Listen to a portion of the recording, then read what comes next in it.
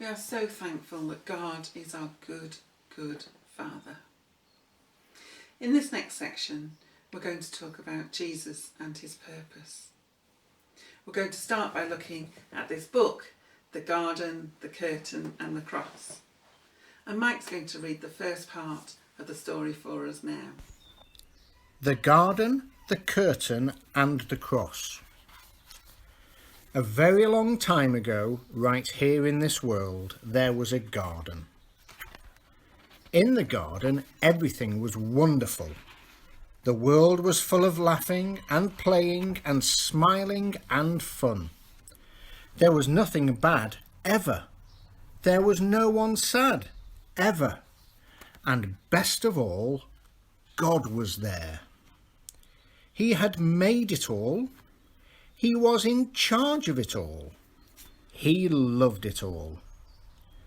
People could see God and speak to God and just enjoy being with God. It was wonderful to live with God. But then one day the people did a terrible thing. They decided they didn't want to do what God said. They decided they wanted a world without God in charge. God calls this sin. Sin spoils things. So sin has no place in God's wonderful garden.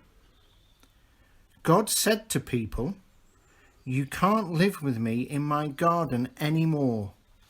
And he sent them outside. To show the people they had to stay outside, God put some warrior angels in front of the garden. The angels were like a big keep out sign. Now things were sometimes bad and people were sometimes sad. But people still kept sinning because they didn't want God to be in charge.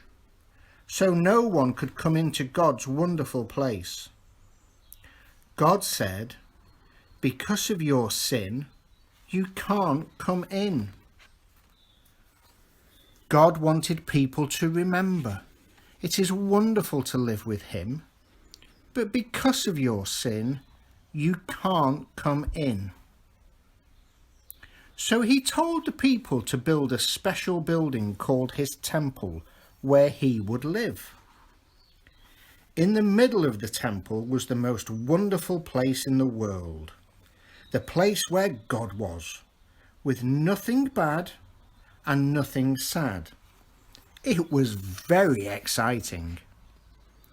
But then God told people to put a big curtain around his wonderful place. The curtain had pictures of warrior angels on it. It was like a big keep out sign. For hundreds of years, the temple curtain reminded people that God said, "It is wonderful to live with him, but because of your sin, you can't come in." Babies became grown-ups and had babies. And those babies became grown-ups and had babies. And those babies became grown-ups and had babies.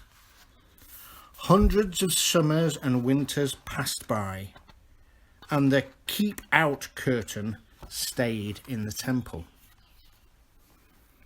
Then, one day, God the Son came to live in this world as a person. He was called Jesus. Jesus always did what God said. Jesus never sinned. And Jesus visited the temple where the keep-out curtain hung. Jesus knew that things were sometimes bad and sometimes sad. Jesus said that God had sent him to open the way back to God's wonderful place, where there would be nothing bad and no one sad. But people still didn't want to let God be in charge. So they decided to put Jesus on a cross to die. It was the most bad thing that had ever happened.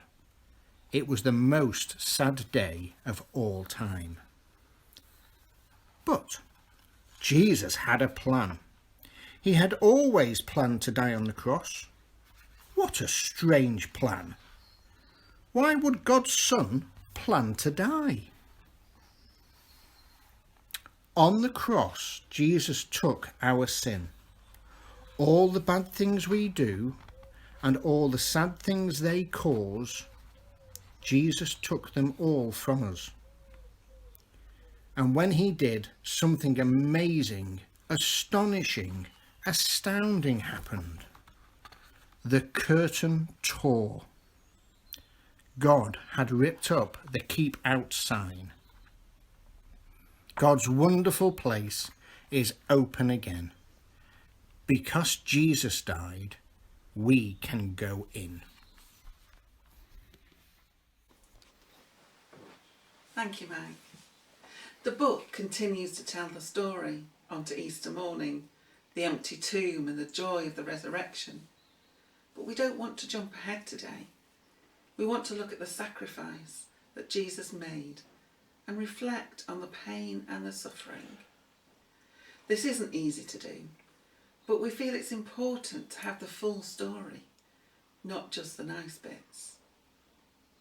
I often think that on a Good Friday it should be gloomy and cloudy and a rainy day. And we do know that when Jesus died on the cross, on the hill, the sky went dark. It just went pitch black. And it only feels right that today the sky would reflect that. I do know, however, that we can't control the sky or the weather, and that's God's job. There's great sadness around Jesus and the cross. And going back to our story, this reflects the sadness that God must have felt when Adam and Eve had to leave the garden because of their selfish actions. And this is when we became separated from God, way back then. We know that apart from God, we can feel lost and sometimes alone. We don't know how to live in a world designed by God without him. So today we have the opportunity to remember why Jesus came and why he died for us. When Jesus died on the cross, he cried out, "It is finished." At that moment, every last shred of the sin that he had inherited in his human nature had been crucified, and his work here was done. When Jesus died, the heavy curtain in the temple was torn from top to bottom. The debt had been paid. The way back to the Father was open. And this was a culmination of his incredible work of love for us, his people. By his death, he reconciled those who believed in him back to himself. And through his life, he opened that way back to the Father. But this act of sacrifice was costly. Jesus was separated from God for the first time ever when he died. And the pain of that separation was vast. But this was a measure of love that Jesus has for each one of us. Because there's great sadness surrounding Good Friday, we recognise that there are deep emotions within ourselves. And as we think about this sacrifice, there'll also be gratitude. And these mixed feelings we have today are normal. It's okay to feel sad at times and thankful at other times. And you may find it helpful to talk to your family or to God about how you feel at this time. But for now, we're going to stop. We're going to pause and worship Jesus as an expression of our thanks to him.